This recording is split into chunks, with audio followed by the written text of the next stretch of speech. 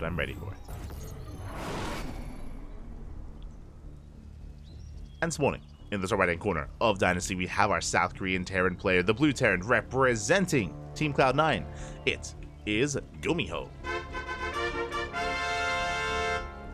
And spawning in the bottom left-hand corner, we have the South Korean Protoss player, the Red Protoss, representing Twisted Minds. It is Classic. Here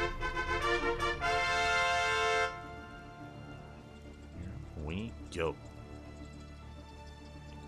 Our PvT is upon us. Hello, GuMiho. Where are we headed? What's the plan? Now, when it comes to Dynasty, one of the big features, of course, is the Pocket Gold. You have a free Pocket Gold base here available to you, and depending on the matchup, this is either very easy to take or very difficult to take. We see many players avoid the gold base in PvTs. The reason for this is because both the Terran and the Protoss can abuse this location. With Hellions, Reapers, with range-based units, a Terran can abuse this. Likewise, with Adepts and Stalkers, a Protoss can abuse this as well. So we should be expanding at the standard location, and we should not be taking this gold until we take it as like a 4th base, for example. If either player tries to rush into the gold, then I'm curious to see how they hold on to it. Now, Byun is the exception to the rule. Byun is very fond of taking this gold base as quickly as possible. He goes for a double gas opener, takes the gold and goes, sorry, no, I think it's a Rex Expand, into the gold into a fast tank. And if you siege your tank up here, you can actually protect your mineral line and shell away at Adepts, as GuMiho is going for the Rack Expand into the gold. Okay, you have my attention, Pap. You have my attention. I'm curious if it's going to be the same thing that Byun does, where you just rush into a tank really early on to defend this mineral line. I imagine so. Meanwhile, hello, Classic. Pappy. Classic hasn't even scouted. He hasn't even scouted. Cybercore finishes up. We're going for a proxy Stargate, the pylon soon about to complete. And we'll see what we commit into. Again, Classic did expand. I imagine this is going to be a Stargate opener here, but yep, there it is. Stargate has been thrown down. Now, this is not an all-in. This is just a way to harass. It's a way to harass, a way to get ahead economically. It's going to be an oracle across the map. A good way to get some economic damage done. Meanwhile, GuMiho is settling into that factory. And we'll see where we go from there. GuMiho confirming that the gold base has been taken. Rotates over. Add-on complete. Gets a free shot in. Okay, so we're not rushing into the tank. We're not going for the tech lab. We're going for an add-on swap into factory, into Hellion production. Okay, interesting. Hellions are amassing. This is a risky move here by GuMiho. Meanwhile, Void Race on the way. Oh my, he's crazy. Okay. Are we got no show? Are we gonna set up shield batteries outside the gold? Interesting. I mean, there is no probe. There's no probe out on the map. The Adept does confirm that the gold has been taken. And this base is vulnerable to ranged units, not just Adepts, but also the Void Ray as well. At the same time, GuMiho, no, he checks, he does check, he does confirm, gets eyes on the Stargate. But can he do anything about it? Second Void Race on the way. Cyclones are amassing. Cyclones will help. As again, our goal is to try to punish the gold. Cyclones have arrived to activate our prismatic alignment. The repairs so far are good, and more Void Rays are on the way. Behind this is no further tech. Additional gateways are on the way, but there's no Twilight Council, there's no Robo. Not for the time being. GuMiho trying to catch that Void Ray. Oh. Does get the lock on. And does get some hull damage. Oh my god. Calm down. Less than half HP. Classic does escape. Barely. Likewise, Hellions, they dive into the bases. Not really getting any damage done. They will be cleaned up. You can see back at home we're getting into Viking production, tank as well. Void Race had to be so careful with how they push in, but yeah, this is just a really unique response that I haven't really seen too much of when it comes to trying to punish this gold. Going for the Void Rays. We'll see how it works. We do get eyes on the tank. The Viking as well. Speaking of GuMiho, oh, almost overextends. Has to calm down. His Mac alignment is activated. A little bit premature there by Classic. A little bit premature as we are expanding, taking a third. You can see Classic still avoiding that gold. Void Ray takes a lot of hits. Does pull back. GuMiho defending quite well so far. He's defending well, getting a third TC, soon to expand. Still no stim, as he did prioritize those tanks. And we do dive forward. Void Rays, yeah, they have to pull back, they have to retreat. The Gateway Army gets cleaned up. Very nice fight there by GuMiho, shuts down a Void Ray. There's 2 left and they're barely standing. Smack alignment now off cooldown, or on cooldown. Slackwood's getting the lock on. Up! Oh, almost get another Void Ray. Almost, but not quite. Nice control here by Classic. Gets the Viking, but bleeds out another Void Ray. These are expensive losses, bearing in mind as well that because of this Void Ray production, there's no blink. There's no blink, there's no charge, like our upgrades. This tech is so delayed. The Forge, the Twilight Council, and the Robotech. And I'm not too sure it was really worth it in the end. Now we have our first Colossus on the way. Our upgrades are soon to begin, I'm sure. Third base is up and running. And there we go, +1 in charge for Classic. GuMiho is just waiting for his production to kick in. So he's got 3 more Raxes on the way. Scan doesn't reveal too much. He doesn't get eyes on the Robotics Bay. Doesn't get eyes on the Bay. I believe has not seen the Colossus himself. For all GuMiho knows, it could be Charged Archon, for example. So still in the dark. Charged Archon into Storm, I mean. Meanwhile, GuMiho taking his third.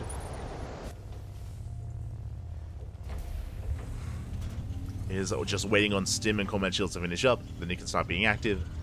Classic taking another base. This is I'm not too used to this. Maybe it's because we rarely cast Dynasty. But yeah, the expansion pattern here by Classic is really interesting. I'm so used to players expanding on the right hand side and taking the goal base as a 4th or as a 5th base. But yeah, Classic interesting. Expanding behind his army as he's focusing on applying pressure to the gold.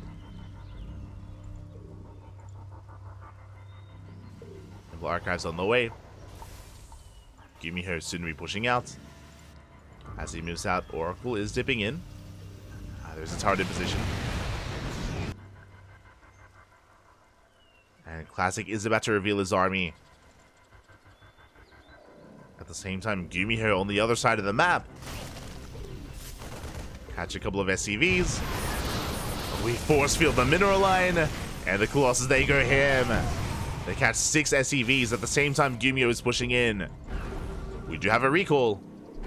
And there it is. We recall back to the natural just in time. Classic is ready back at home. Cybercore goes down. But we're amassing charge lots. We can afford to lose the Cybercore. Dropping into the main. And Classic setting up a surrounding should clean this up. Good kiting here from GuMiho. Very nice positioning, but the tank's going to be going down. We will clean this up. GuMiho trading as efficiently as possible. At the same time, breaking out, shutting down the proxy. GuMiho diving back in. Now, the important part here is that recall is now on cooldown. It's not available, but we do have Zealots in the main, thankfully. Do leave some Zealots in the main base.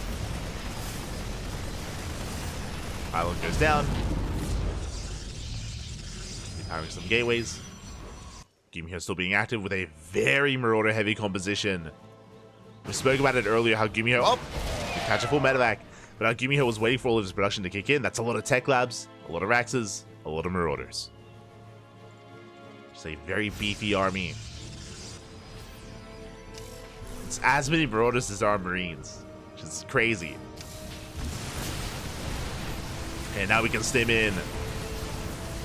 Storm is done. The High Templar, they need a little bit more time. Going for the feedbacks instead.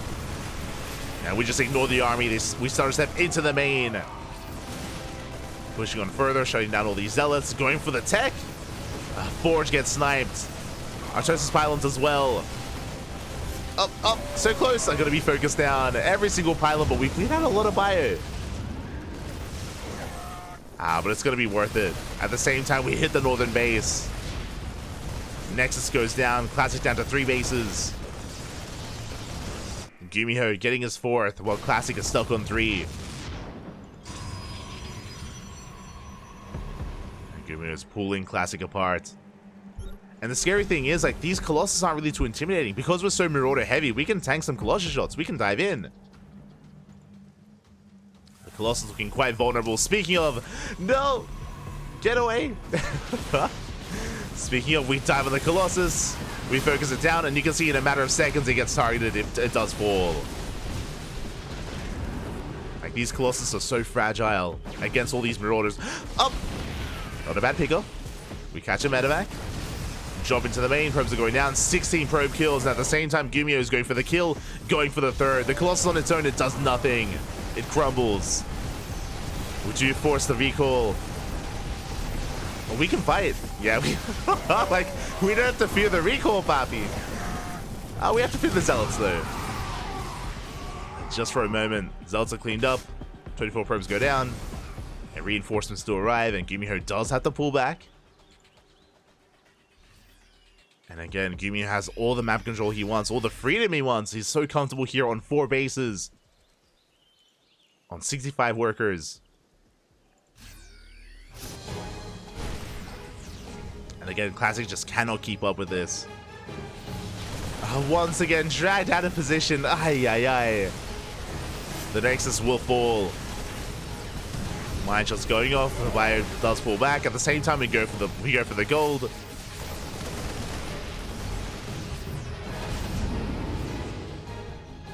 Yeah, and at this point, Classic, he's all in. Like, we have to go for one big counterattack. But alas, even that I don't think is going to be enough. As Classic has no economy. It's one final push. We have storms available, true. We have some storms. We're headed for the gold. No, we're coming from behind! No! We don't have any storms.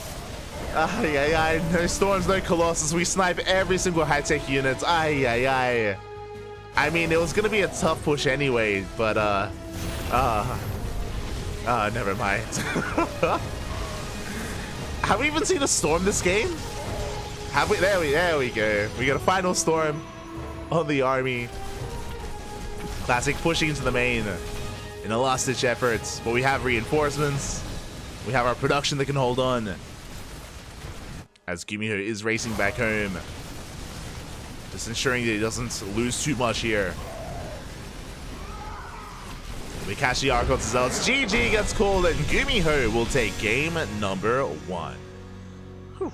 GG. What a game. GG, well played. Really impressive game here out of GuMiho, but at the same time, this was a wild reaction from Classic. Again, to be fair, we don't really get to see too many matches on Dynasty, but for Classic to respond with proxy Stargate into Void Ray, that's not something that I've seen too often as a reaction, as a response on Dynasty.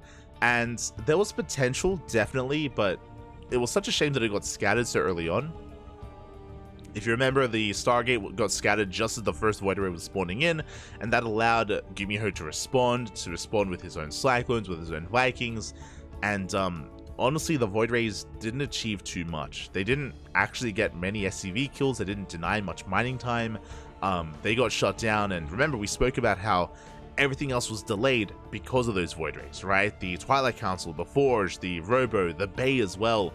Because of that, Classic, tech-wise, was playing from behind, which is why when the Void Rays got shut down, Classic had zero map presence. He couldn't do anything, and GuMiho was able to freely expand. Freely took a 3rd, took a 4th base, of course, was able to get into his drop play as well, and the drop play was so successful because we didn't have Phoenixes or Blink Stalkers or anything to deny them. GuMiho just had his way with Classic. GG. GG, well played. Good punish there from GuMiho. And now we're settling into game number 2. Let's go. Let us go. But I appreciate the ingenuity there from Classic. I appreciate, like, the quirky build that we saw. And didn't work, sure, but I appreciate it nonetheless. You know, you got to be a little bit more exploratory on some of these more unique and unorthodox maps. But now we're diving into game 2 and spawning in the top left-hand corner of Goldenrod. We have our blue Terran player representing Cloud9, leading the series 1-0. It is GuMiho. And spawning in the bottom right-hand corner, we have his opponent. We have the South Korean Protoss player, the red Protoss representing Twisted Minds. It is Classic. Is it just me, or does Light look like he's only wearing a robe? What kind of animal wears pants at home? All right. What kind of animal wears pants? Aye. Shaking my head. As we are settling in, we'll keep an eye on our tech of choice and our openers here from GuMiho and Classic.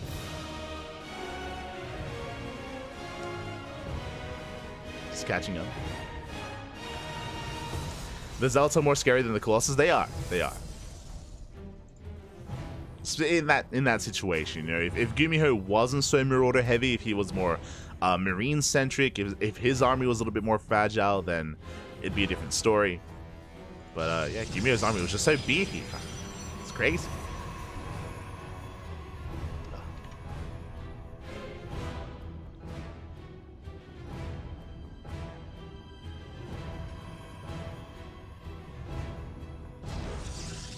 Catching up. As for now, it's going to be an economic opener. GuMiho going for a Rax Expand.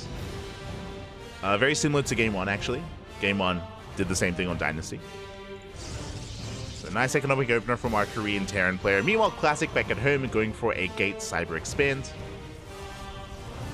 Nothing too wild, nothing too crazy yet. Keep an eye on our players. Again, when it comes to Goldenrod, there's not too many unique features of it, compared with like too many drastic features like on Dynasty, for example. But one of the big ones is the third base. Third base is very defendable. There's a very narrow ramp coming to the third. It's very, very difficult to kind of break this position. You can try to come in from a different angle, but likewise, the natural and the third base are right next to each other, so easier to defend here on 3 bases. The fourth is more exposed. The fourth is a different story, but the third is, again, quite nice to take. Quite comfortable. As Classic is going for a Twilight Council opener. Okay, no proxies this time. Going for a more standard build from Classic. Calming things down. Should be Twilight Council into Blink. There are some DT openers in this matchup, true, but they're very niche. We rarely get to see DTs. And there it is, Blink is on the way. Blink is on the way. Adept makes it across the map, going for the Hellion, and up! What a bus! One more shot! Oh, doesn't quite get it. It's nice control out of GuMiho. Barely does save that Hellion, shuts down the Adept. Second Adept on the way. GuMiho settling into his 1-1-1 and going for his own drop play. So medevac is in production. Meanwhile, the question becomes, as the Adept does get across the map. Oh, and gets a free Marine. Not bad. Going for the SCV. But how many gateways is the question? How many gateways? We have 1 gateway here in the main, and we have 2 gateways on the way at the natural. So it looks like a 3-gate Blink out of Classic. A very safe opener from our Protoss player. 3 gateways that will allow us to gain map control, have plenty of storage to work with, and will lead into a third. Oh, as it looks like we're going for the third before the bay, before the gateways do finish up. So a bit of a greedier third base there from Classic. Job making its way to the main. Hellion does confirm the timing of the third base. And the Marines do unload. Now, these are vanilla Marines. Like, they have no stim, no combat shields. But they do sneak in. And, oh, we get 1, we get 2, we get 3. 3 probes go down, force a warp in. We get a 4th probe. Very nice damage so far. We can pick up, we can just boost the hell out of here. And Blink finishes up just as the Metamech gets out. So very nice damage here from GuMiho. Very slick move. Slipping into the main. Likewise, we're following this up with a Banshee. This has been... Well, this was trendy, like around IM Katowice, but this fell off quite a bit, actually. This was very trendy, like I'm talking April, May of this year. And then we kind of lost popularity in these Banshee openers, or in these Banshee plays. Basically, tank Banshee all-ins were very popular, very trendy in TVP at the start of the year. And I'll be honest, it's been like a month since I've seen one of these, so I'm excited. I'm ready for it. It's been a while. Has been a while. Additional Banshees on the way. Now, these Banshees can do a surprising amount of damage in the main. They do require detection, as Cloak is done. And ideally, you want to distract. You want to distract Classic with the main army, and then slip in with your Banshees. And they can get a mineral line. It's crazy how much damage they can get done. But now GuMiho's moving out. Meanwhile, behind this, we have a Stargate follow-up, followed by Colossus. Now, the Colossus was delayed because of the Phoenix build, or because of the additional Stargate and Phoenixes. And we are diving in at the same time. Here come the Banshees. Stalks are in position at the same time. We dive into the natural base, and we are exposed. The Robo gets depowered. There will not be a Colossus. And sure, even though Classic is defending against one, he's not defending against the other. As the Stalkers are trying to rotate back over, but the tanks are in such an awkward position. The drop in the main is cleaned up. There is no Colossus, and without it, we can't stop this. Ay, ay, ay. The Stalkers are diving in. They go for the dive. The tank does land. We do focus down one of the tanks, but only one. We lead out every Stalker. GG gets called. That's all that we had left, and GuMiho will take the series at 2-0. We'll advance on to the semi-finals. GG.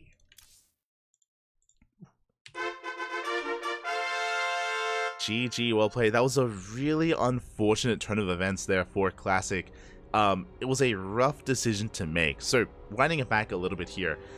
Classic delayed his Colossus. I don't know if you noticed, I didn't point it out because it kind of glossed over. I mentioned it towards the end.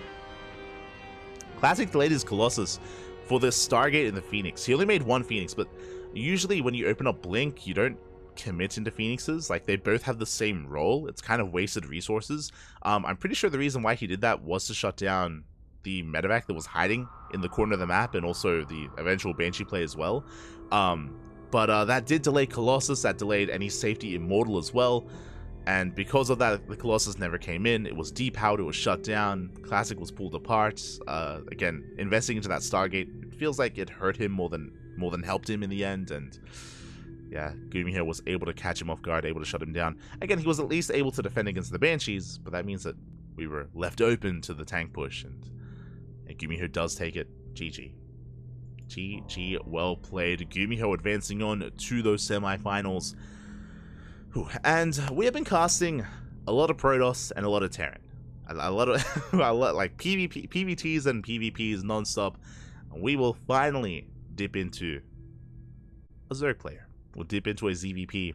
Up next, we have Dark versus Nightmare in another quarterfinals match.